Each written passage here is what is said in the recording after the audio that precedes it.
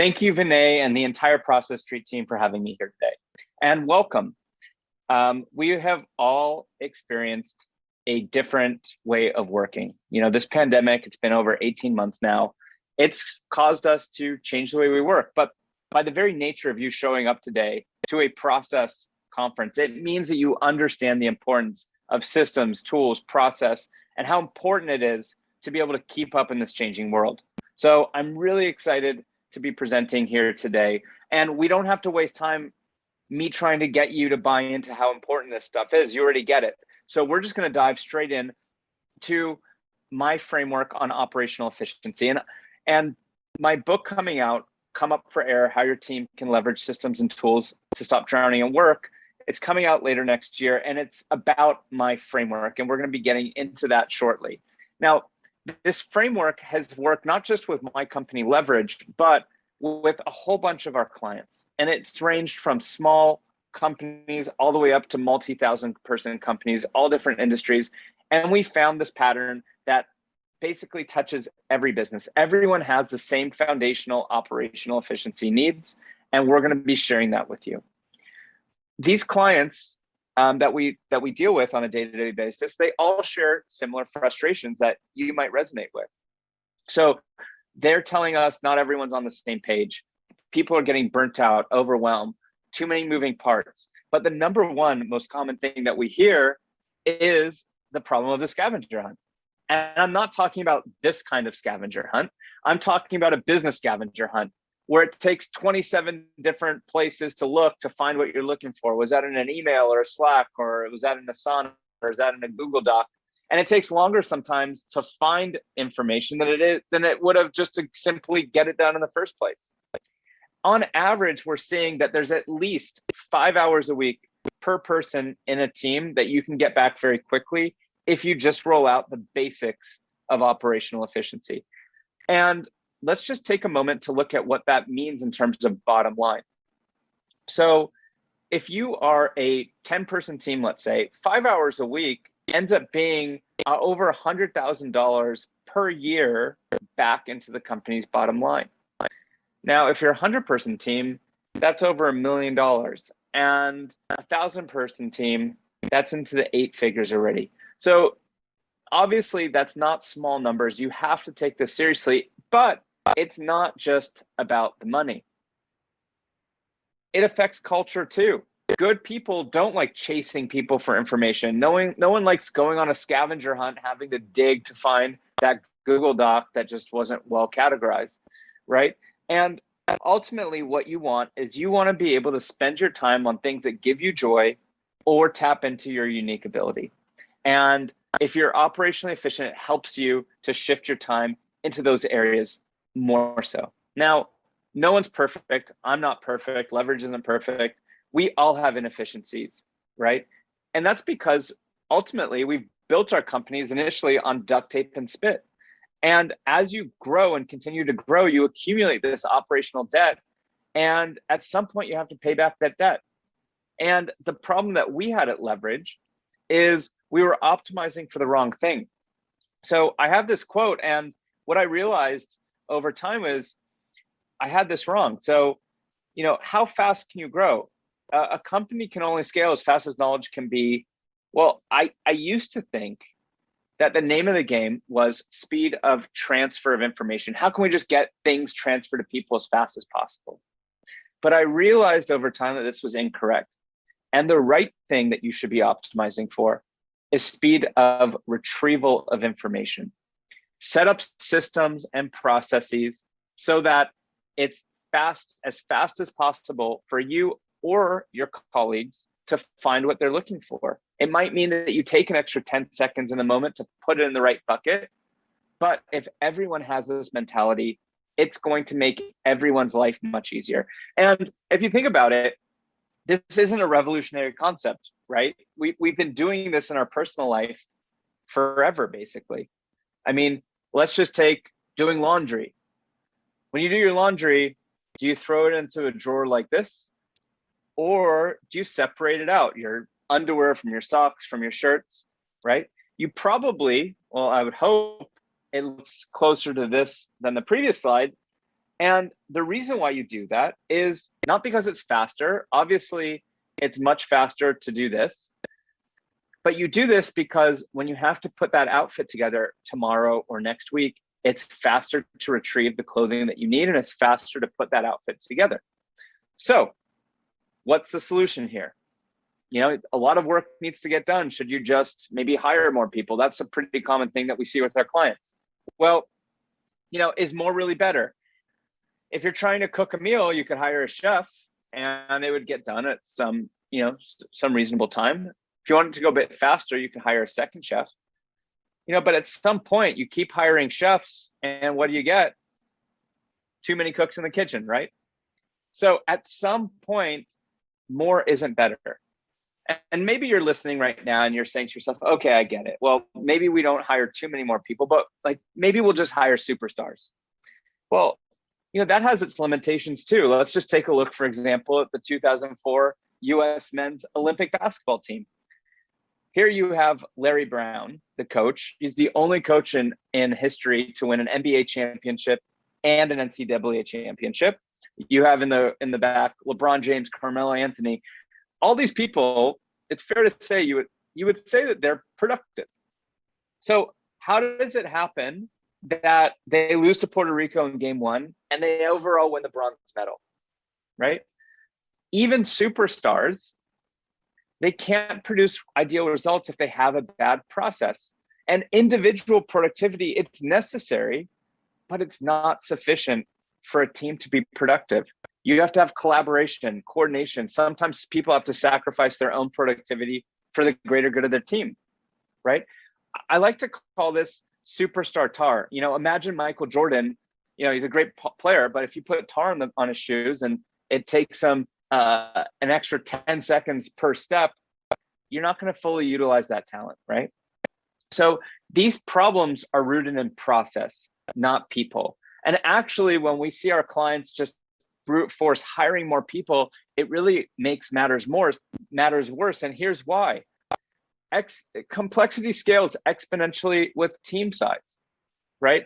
The sooner that you roll out a framework of operational efficiency, the easier it's going to be for you to scale. And let me show you the math behind this. So if you're a 3-person team, you can see here there's 3 ways that you can connect, 3 ways that information can transfer. You go to 4, now you've got 6 ways. You go to 5 people, now you're at 10 ways.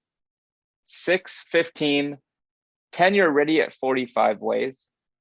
Take a guess, how many ways are there to connect once you get to 100 people? There's 4,950 ways to connect. So what I'm trying to say is adding more people on a broken framework, broken system, broken processes, odds are it's going to make life harder for you, not easier. And it's going to just amplify this scavenger hunt issue. So what can you do about it? Ta-da! This is the core of my book that's coming out. Our framework is called CPR. It stands for Communicate, Plan, and Resource. And this is what we found is the core of every company's needs to be operationally efficient. Every company here needs to communicate internally and externally. They need to plan. They need to manage their tasks and projects. And then they have resources. That's proprietary assets, knowledge, things that make the company who they are. So let's zoom in for a second on communication. Communication is super important. It's like the oxygen of your company. Great communication should assist with delegation, create alignment, increase awareness, and it should improve your productivity. And I'm sure that this looks familiar to you where you get a text message, then you get a Slack message, then you're getting an email from someone. And sometimes we even see courier pigeons, right? Communication is so fragmented, it's hard to find and keep track of what you're talking about. So here's some quick tips that you can do really quickly to save a bunch of time. So first, separate into buckets the different types of communication. You have internal communication with your team. You have external communication with clients and vendors, and then you have personal communication. These are 3 quite distinct different types of communication that require different tools to use for each of them. So for personal communication, we would recommend text, WhatsApp, Voxer. There's a whole bunch, Signal. Use those for personal communication, okay? For internal communication, there's great tools like Microsoft Teams and Slack. Google Chat starting to get a little bit better. Facebook's got a product. Now, obviously, you need to know how to use these tools properly, but even just separating them is going to help you quite a bit. And lastly, for external communication, you have email, right? So you have Gmail, you have Outlook, you have Apple Mail. So with email, you obviously want to use that properly too and get to inbox zero. But again, you will find significant time savings, even if you're not using these tools to their highest and best use, just by separating out, internal communication, it's here, external communication, it's here, personal, it's here. At least you know, hey, what did my head of marketing tell me 3 months ago? Okay, I'm going to go and look for that in the internal communication tool. At least it keeps you a little bit more focused into where you need to look. So moving on to the P part of CPR, this is all about planning, okay? And the way that I like to explain planning, the difference between communication and planning is, imagine that you were to go camping in the forest with your team. You would need walkie-talkies to communicate, but you'd also need a map to navigate out of that forest, yeah? Now, they're both two totally distinctly different tools, right? You're not going to be able to use a walkie-talkie in the same way that you're going to be able to use a map, yeah? And most people are planning like that. They're trying to delegate and manage projects and communication tools. And if you do that, it's basically like you're just hoping that things get done. And hope, I don't know about you, but that's not a planning strategy. A good project management software, or some refer to it as a work management software, it's going to hold people to be accountable. It's going to provide transparency and visibility. You want to know, you want the work to get done in the right order, by the right person, on time, and you don't want to duplicate efforts. Each person on the team should know what their most important task is right now or next. And so that's the purpose of these tools. And you just simply can't answer those questions in a communication tool. As it stands today, these are some of the most popular project management softwares on the market. And I'll leave you with one pro tip before moving on to the R of CPR. You can create, and we do this a lot at Leverage, create a fake user for someone that you need to hire in the future. So say you're looking to hire a director of design. They don't exist yet, but there's a bunch of things that are popping up that you ultimately would want to hand over to this person that don't need to get done in some urgent fashion. Create that fake user, start assigning them tasks, and in 3 months or 6 months, whenever you hire that person, you just click a button and now they're already loaded up with hundreds potentially of tasks that they could get started with, adding value to your team and company, okay? So the last part of CPR is all about resources, okay? This means it's about digitizing your company knowledge. You have proprietary knowledge, processes, SOPs, assets. This is all information that helps you to run your company. It helps you to be more productive, but also if you ever have an exit, this is something that will increase the value of your exit, right? Now, I want to share with you a quick story about the importance of documenting. So I want you to take a moment and just imagine who the #1 person is on your team. It could be your COO, could be your CFO, whoever it is. Think about what they do daily, weekly, monthly, and maybe even try to imagine all the stuff you're not even aware of. Now, imagine they ask you to walk over for a coffee, and they tell you that they're leaving. And not only that, they're leaving in 5 minutes. Are you prepared for that? Right? Well, that happened to me about 4 years ago, and it felt like this. Now, you have to understand actually how bad this was for me, because I made a lot of mistakes. I mean, I know I'm here telling you about operational efficiency and this framework, but this framework was built out of a lot of mistakes and pain. So when he quit, he was people facing and I was non-people facing, which sounded really cool at the beginning, but we scaled quickly to 150 people in the first year. And so there were about 500 clients and 150 team members that just didn't even know who I was, right? We used this pretty cool Slack bot called Donut that randomly matches people together. And you can see for yourself, I'm connecting with someone and asking them, oh, how long have you been here? And then they ask me the same thing. And I'm like, well, I kind of built the company. So I've been here since the beginning. Revenue was down 40%. I had to drain my 401k. And we were really on the verge of bankruptcy. The only thing that saved us was I had the foresight about 6 months before to roll out an initiative to document all the core processes and knowledge. Had I not have done that, I wouldn't be here today speaking to you. So that being said, what we realized is there's two types of knowledge in a company.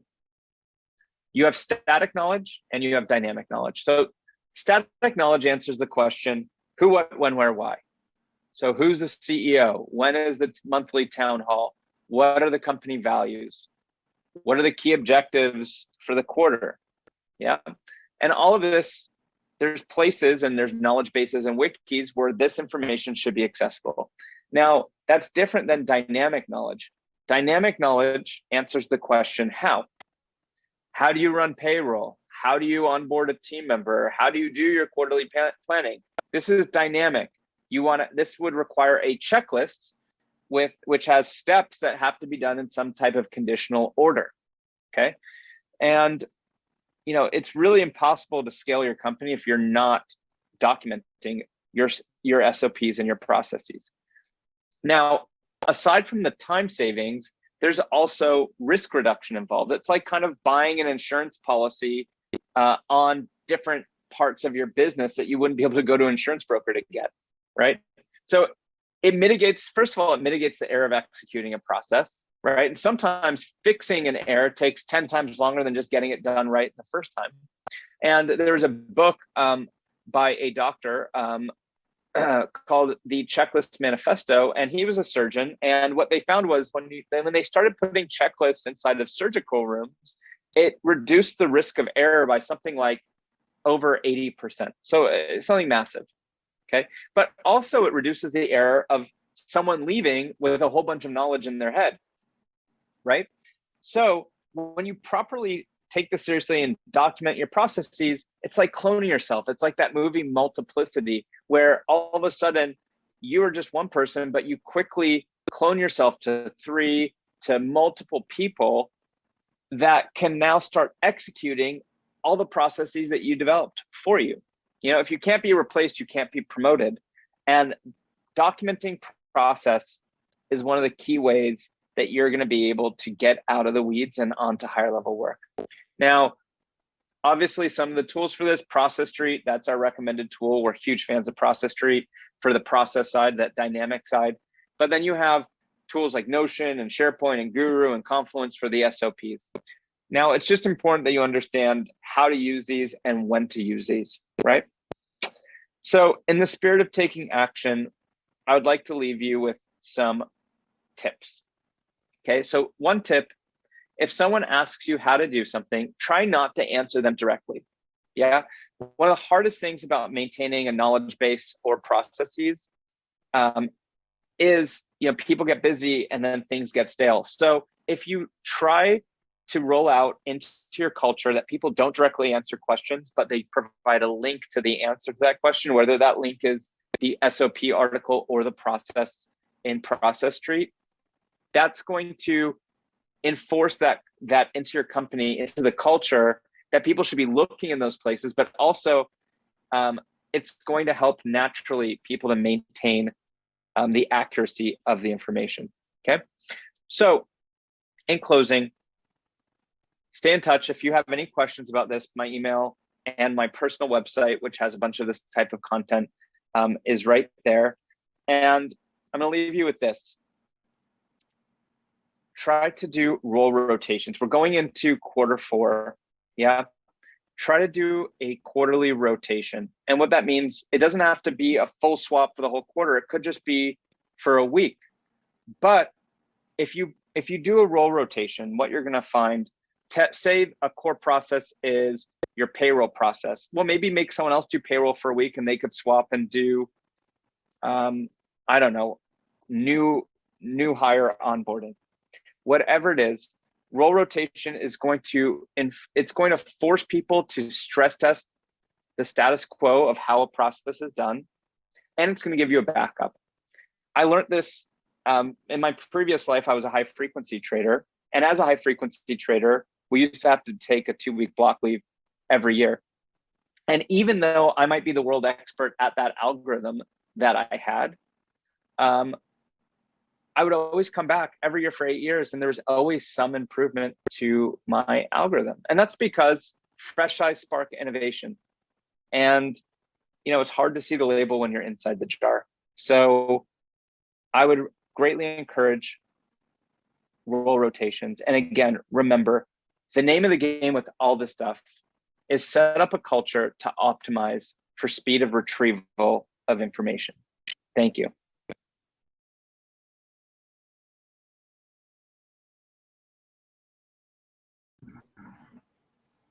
Awesome. Nick, good to see you again. Hey, Anne, long time no see. I know. That was awesome. I love that so much, and love the role rotation, and also just this, having somebody be replaceable. They call it the hit by the bus test, which is very morbid. I like to call it the couldn't help it, had to move to Paris on a whim with no notice test, because I think that's more pleasant. Yeah, but nicer. It's a little nicer, yeah. So we've got Nick here for a few minutes to answer your questions live. So please pop those in the comments. You're again going to be under stage and then chat. And Anne, I know that you guys have just released pages now inside of Process Street, so I should have added that to the step. Now you guys are both doing static and dynamic, so I realized that afterwards. Yeah, totally. So while we bring, I'm looking for questions for Nick. Lots of compliments. Everyone's loving it. I agree. But while we're waiting for some questions to roll in, what is your thought, Nick, about kind of the static and the dynamic? I don't know, any tips for how to separate those in your mind? What should be static? What should be dynamic? Well, the who, what, when, where, why is static, and the how is what I would call a process. So anything that you would need a checklist for, I would call that a process. I mean, it's all knowledge at the end of the day. But one of the best parts of Process Street, not to plug you guys, but I want to plug you guys, is it serves not just as documentation, but you can use it in real life and do all the conditional logic and really make sure that steps don't get missed. So, your core values, there's no checklist that you need for core values, but your hiring process, there might be 100 steps. You want to make sure you don't miss a step. Yeah, it's really well articulated. Okay, so questions for Nick. Oh, I said, how do role rotations affect pay? That's a good question from Aaron. Well, we're doing it full-time people, so I mean, their salary doesn't change for that week. It might not even be a whole week. It might be a couple days. Really, what it does is it makes sure that the process is well documented, because someone should be able to just log into Process Street and take over, let's say, payroll. And if they can't and they get stuck, that means that there was a gap in that process. So it stress tests it, it sparks new ideas. So it doesn't even need to be, it could be literally a day. You might just need to do a half a day even on payroll, but you get all those benefits. And not to mention, if someone wants to go to Paris pick up tomorrow and go to Paris, now at least you have someone that has knowledge of executing that process as well. Yeah, totally. We've had stories where people have mentioned, because I've put process in place, I actually could take a vacation, and I was just felt too guilty to even take a vacation at work before.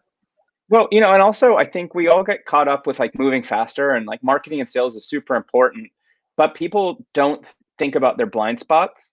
And, you can move faster forward, but you also have to think about avoiding going backwards. And sometimes if things aren't documented, I've experienced this myself, it could put you back months to clean up the mess that's solved. So you have to be thinking, I'm not saying allocate 100% of your quarterly goals to, risk reduction, but I would encourage some percentage above zero towards documenting, optimizing process.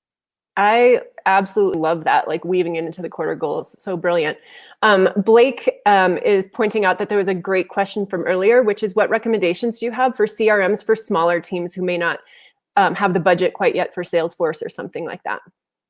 Yeah, I saw in the chat, Vinay was saying that you guys started with Close and HubSpot and then switched to Salesforce. It's a complex question. There's so many variables that go into play with any tool, not just a CRM, but it could be project management or anything. It matters the complexity of what you're offering. How big is your sales team? What's your revenue at? How many contacts and leads do you have? Do you need to use third-party tools like Outreach or Zapier? Like, there's so much you need to build off of it with like an API. We have some clients that are doing 9 figures of revenue off of a spreadsheet. So not to say that that's the right way of doing it. Personally, we use HubSpot on the enterprise version, and it does for now everything that we need it to do. So it really just depends what your needs are. Yeah. Nice. We've got about maybe 1 more minute with Nick. Nick, how can folks get in touch with you if they want to get more insights from you? Well, my email is nick@getleverage.com. My company is getleverage.com. So you could go to that website. And I also gave the website of my personal thought leadership site where I'm, highlighting articles for Inc. that we write or my podcast. So those are, kind of 3 ways that people can get in touch. I have a podcast, the Leverage Podcast, so you can check that out if you're interested. Awesome. Perfect. And I just popped that in the chat for everybody too. And we do have more questions coming through. So Nick, if you're able to stick around and maybe answer those in the chat, that'd be awesome. Sure. Yeah. Thanks everybody so much. Okay. So our next session, hey, Pauline's back. Yeah, hello. I'm going to let you guys know what's coming up in our next session. And then I don't know, Pauline, have we picked a new winner this time, or we have to wait till next time? We did. Break. You know what? We're getting crazy here. So I went ahead and I picked Albert Gomez at random. Albert, if you're here, I can repeat it again. But yep, merch, VIP, strategy call with us. Just email support@process.st. Let them know which one you want, and we'll take it from there. Congrats. All right. Albert, awesome. Okay, so I mentioned at the very beginning that one of the things I'm really excited about for today, I love hearing about different use cases, and that's what we get to dive into next. So we have Adam Schweikert, who is one of our customers. He's a consultant who works with other companies to help them streamline and systemize their operations, and he has he just gets the gold star and the scratch and stiff snicker and the snicker sticker and A+ all over his workflows that he built. And he's going to give us a behind the scenes tour of one of the workflows he's built. And then we're going to have a conversation with Adam and our VP of Customer Success, Jason McMurray. So definitely stick around, pop questions in the chat as always if you see or insights or ideas as things come up while we're listening to this next session. And I think, any more announcements, or are we ready to queue up the next one? I think we're good to go. So this is about how payroll processors use Process Street for client onboarding. A huge use case that lots of you have mentioned throughout the day. So let's go ahead and get ready for that one.